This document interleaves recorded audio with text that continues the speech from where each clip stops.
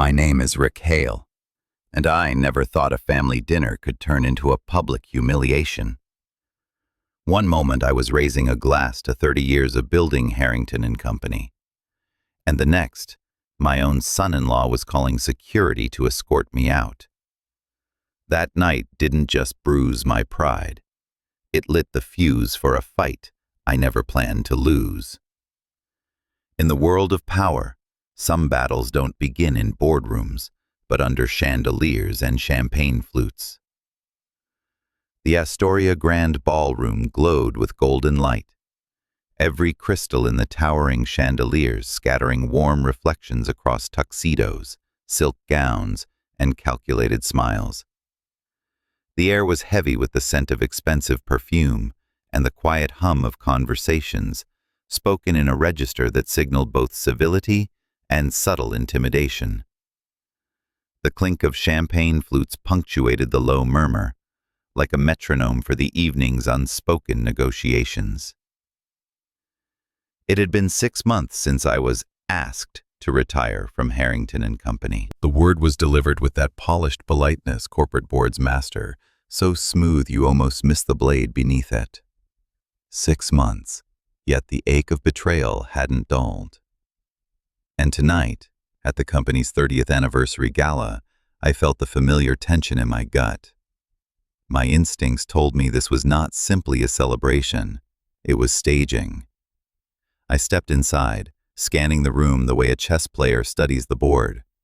Power was here in abundance, money, influence, and ambition all condensed into one room.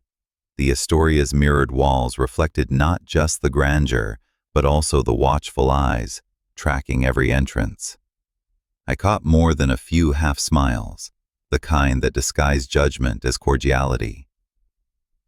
"Don't get comfortable." So Margaret's voice appeared at my side, cool and sharp. My sister's eyes were steady, her diamond earrings glinting under the light. "He's up to something tonight." She didn't need to say Ethan's name. Across the room, my son-in-law, Ethan Brooks, worked the crowd like a conductor. Tailored black tuxedo, bow tie knotted with precision, posture that radiated assurance. He leaned in just enough to make each handshake feel exclusive, flashed just enough charm to make people believe they'd been singled out for his attention. The room tilted toward him effortlessly. On the surface, he was the perfect executive, charismatic, decisive, forward-looking. But I knew the cost of his ascent. "Rick Hale," a familiar voice called out warmly. I turned to see Lucas Hart, a financial journalist I'd known since my first shaky years in the industry. We shook hands. His grip was firm, his eyes alive with curiosity. "The ability to turn heads," he said with a grin. "Habit," I replied. Glued closer. "I'm chasing a story. Something about recent deals at Harrington & Co.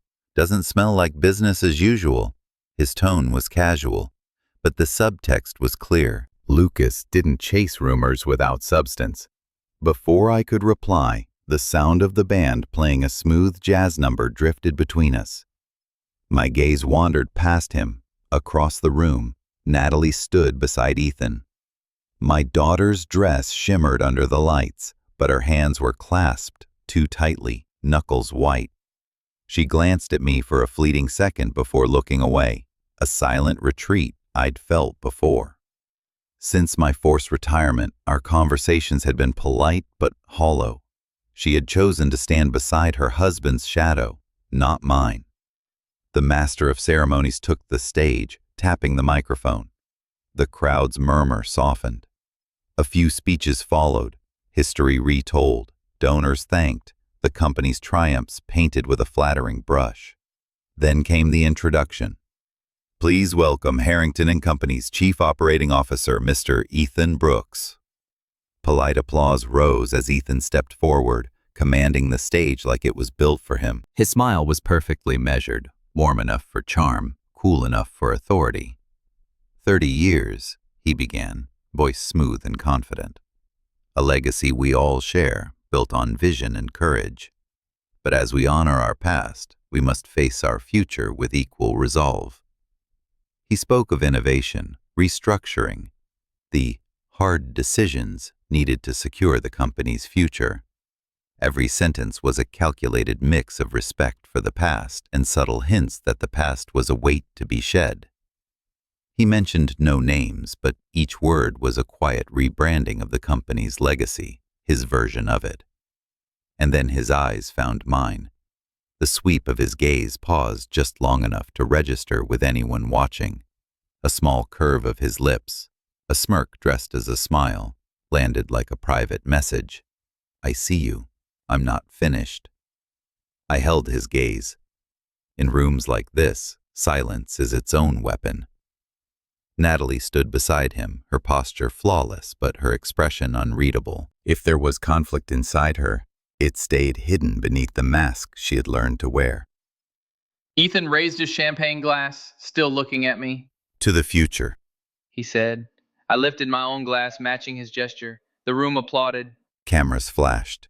To everyone else, it was a moment of unity, but in his eyes, I saw it for what it was. Not a toast, but a declaration of the opening move. This was no gala. This was a stage, and I was the intended audience. Some men raised their glasses to toast their legacy. My son-in-law prefers dragging mine through the mud.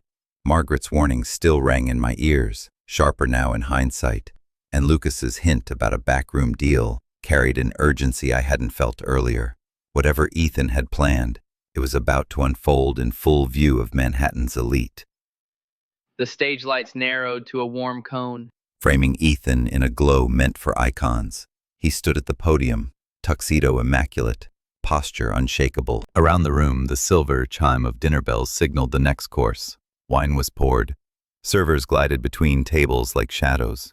Ethan spoke of turning the page and shedding outdated traditions. His voice was polished, the kind of cadence that made even veiled insults sound like visionary thinking. Then, mid-sentence, he stopped. His eyes found me. This evening, he said, with just the right volume to cut through the clink of cutlery, is about the company's future, not about disruptive figures from its past. There it was, not even the dignity of subtlety, just the naked attempt to define me as obsolete. His hand gestured toward the head of security, a silent order wrapped in showmanship. A murmur rippled across the tables. Margaret stiffened beside me, her gaze locked on Ethan. Across the room, Natalie sat frozen, her spine ramrod straight, eyes darting between her husband and me, as though silently willing the moment to end. The head of security hesitated, glancing at me, then back to Ethan. I let the silence stretch, then leaned slightly forward toward the microphone at my table, my voice carrying without strain. Section 7.3 of the company charter, I said evenly, forbids excluding a founding shareholder from any strategic announcement. The words landed like a dropped glass. Conversations stuttered, then stopped. Heads turned toward me, the buzz of quiet speculation swept through the shareholders. Out of the corner of my eye, I saw Lucas lift his phone, angling it discreetly, recording every word, every twitch of expression. Ethan's jaw tightened. His smile didn't falter, but the muscles around his eyes betrayed the smallest flicker of irritation. I rose slowly, placed my champagne flute on the linen tablecloth with deliberate care. "I'll leave," I said, "so dinner can proceed uninterrupted. But tomorrow morning, I will be calling for an emergency board meeting to address tonight's display of authority." Gasps and whispers folded into each other like overlapping waves. A few guests avoided my eyes. Others studied me with renewed curiosity. Ethan gave a small nod, mock courtesy. But I caught the gleam in his eyes. He thought he had scored the evening's final point. I stepped away from the table, the head of security falling back without touching me. My pace was unhurried, my back straight. The air beyond the ballroom doors felt cooler, cleaner. My phone buzzed in my pocket. I pulled it out and read the message. Victor Chen. Atlas contract. Side fee clause. Can be voided. Call me in 10 minutes.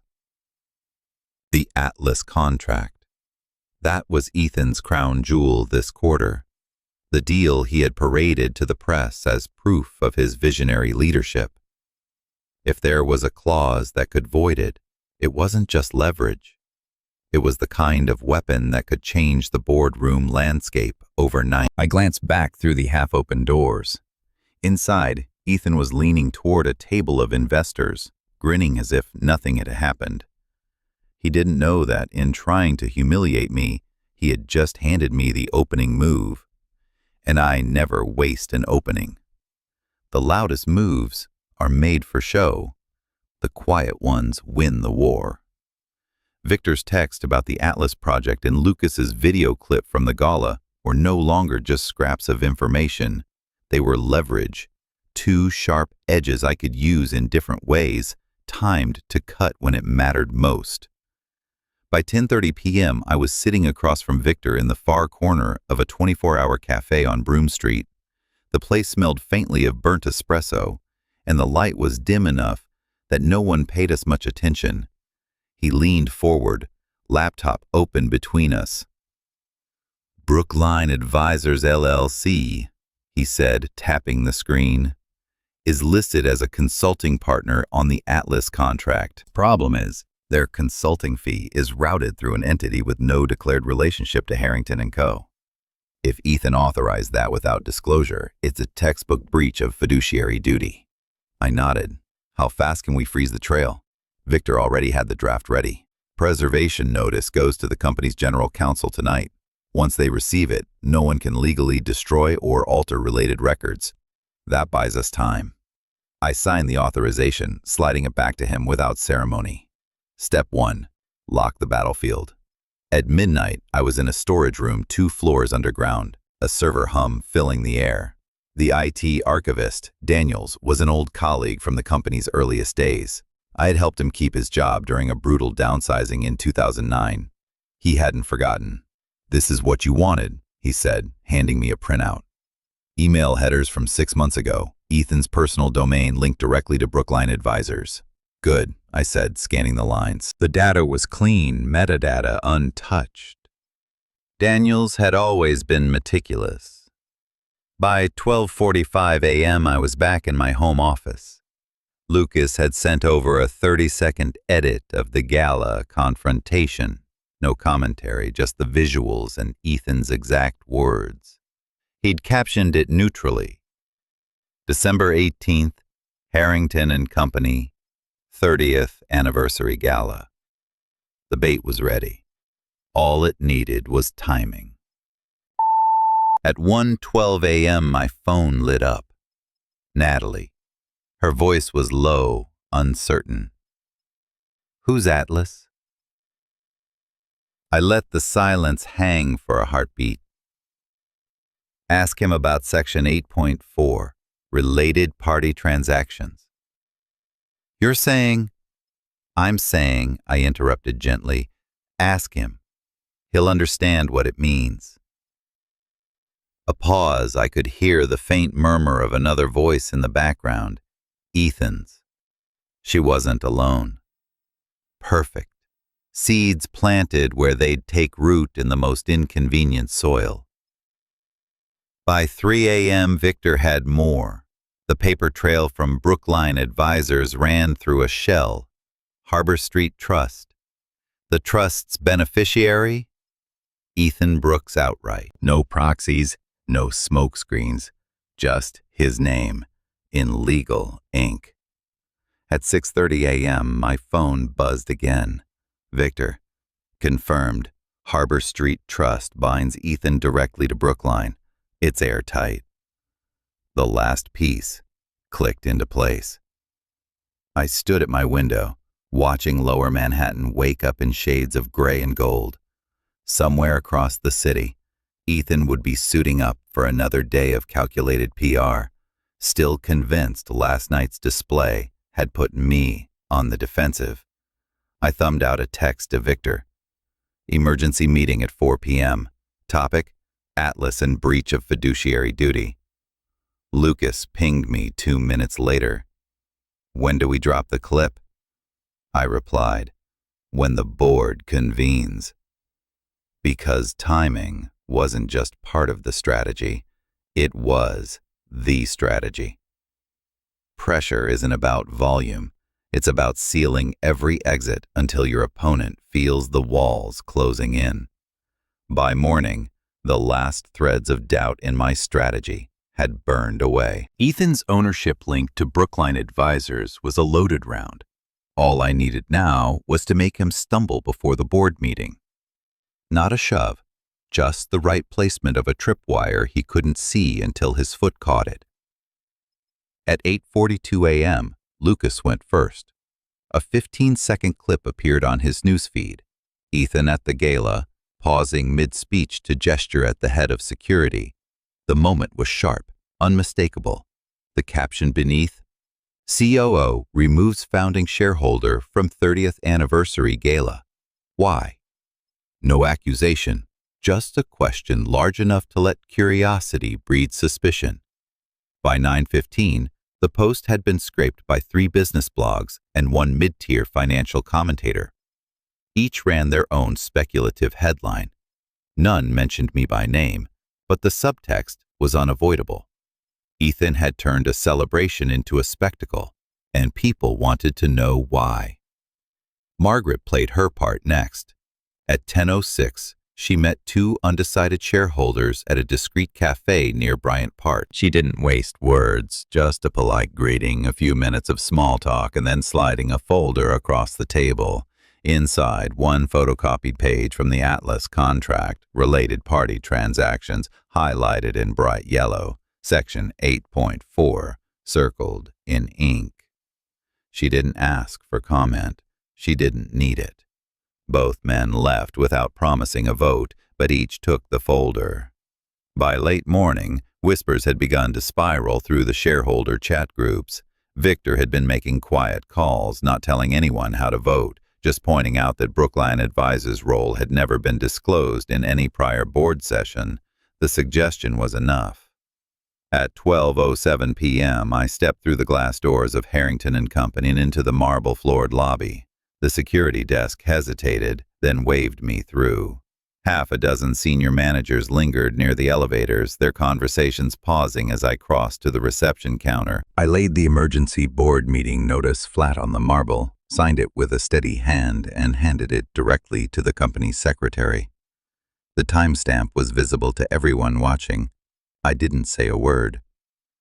Silence in the right moment can weigh more than a speech. At 1:26 p.m., Ethan's veneer of control cracked. An all-board email landed in every director's inbox. It has come to my attention that Mr. Hale is engaging in deliberate sabotage of company operations. In the interest of transparency, I wish to remind the board that Brookline Advisors, a trusted partner in our Atlas initiative, has been integral to our growth strategy. That one phrase, trusted partner, was gold. He had just publicly acknowledged a relationship I was preparing to present as a breach of fiduciary duty. No spin could unwrite it. By 1:29, Victor was on the line, his tone almost amused.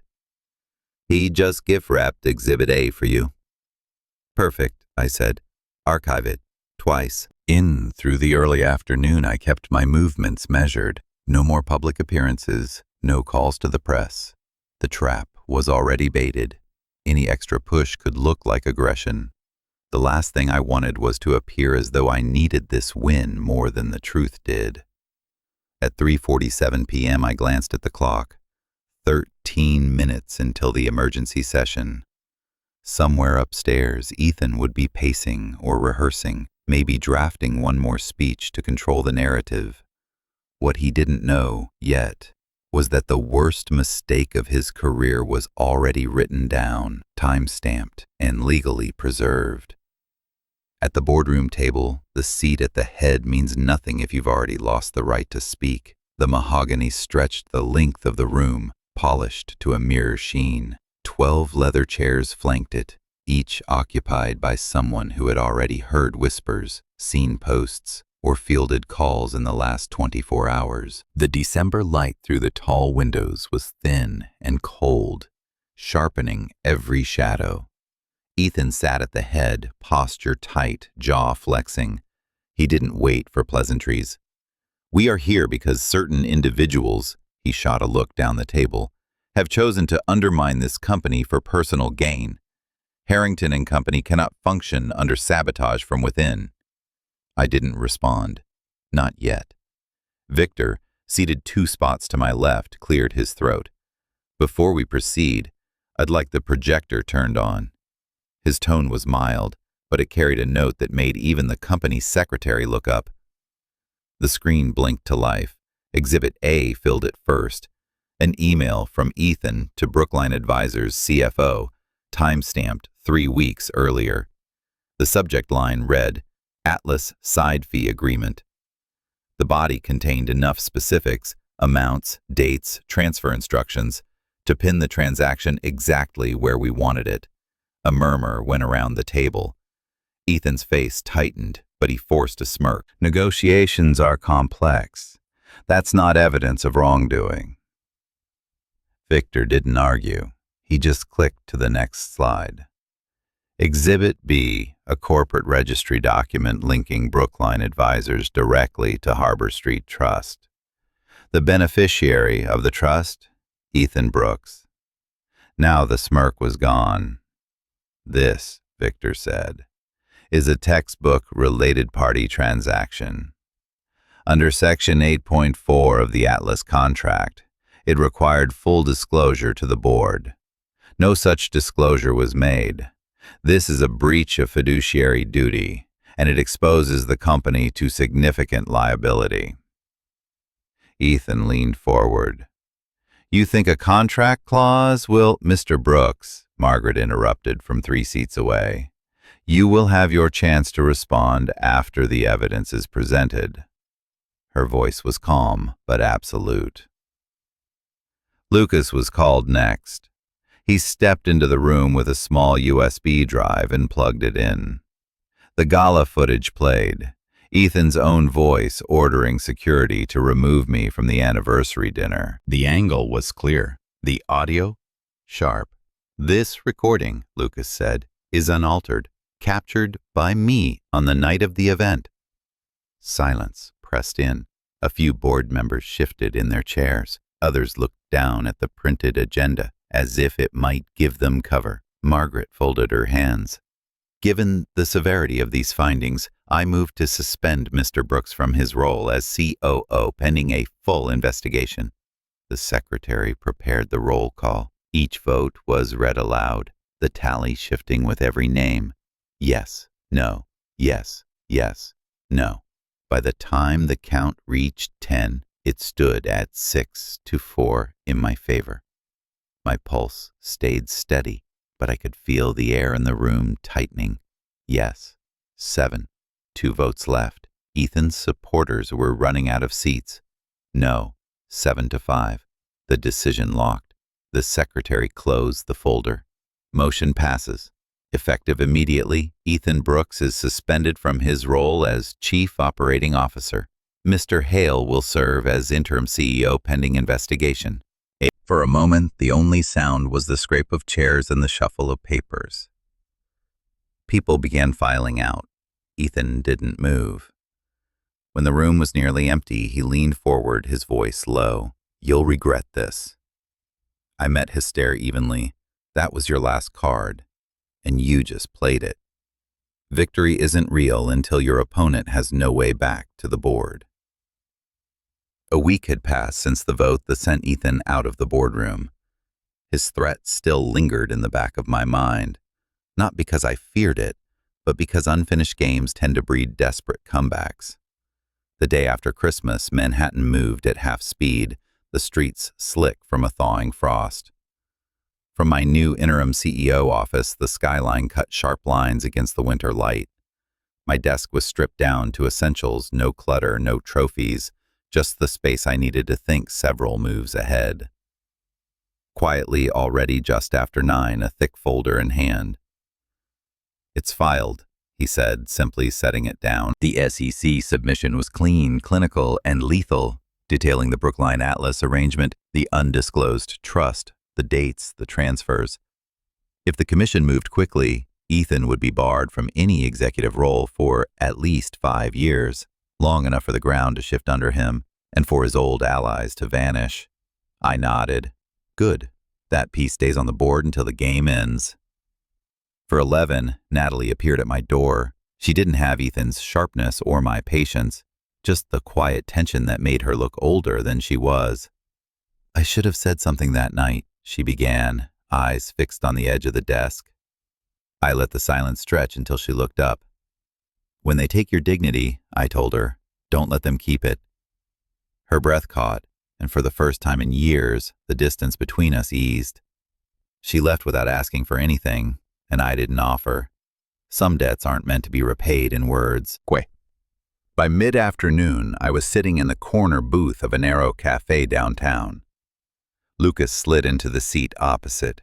I handed him a slim USB drive. Atlas files, every page, every transfer, every clause, I said. If he tries to come back, you publish. If not, let him fade. Lucas weighed the drive in his hand like a coin. And if someone else comes at you? Then, I said, we'll already be 3 moves ahead. The next day, the headline broke. Former COO resigns from all corporate boards, relocates overseas for personal reasons. No rebuttal, no counterattack, just silence, the kind that tells you the network is gone, the bridges burned, and the return path erased. I closed the paper, leaned back in my chair, and allowed myself one slow breath. This wasn't about forcing him out of the room. It was about making sure the room would never open for him again. That evening, my phone lit up with a message from Victor. Corporate client wants to meet, says they need someone steady after a hostile takeover. Interested? I looked out at the Manhattan skyline, lights stretching into the distance like a new chessboard waiting to be played. Let's play another game, I texted back. In the end, removing Ethan from the boardroom wasn't the victory. It was ensuring he had no path back to power. The company was secure, my name cleared, and the people who mattered knew the truth. Justice isn't about winning a single battle. It's about closing every door the wrong people could walk through again. And sometimes, the best revenge is leaving them with nothing but the silence they created.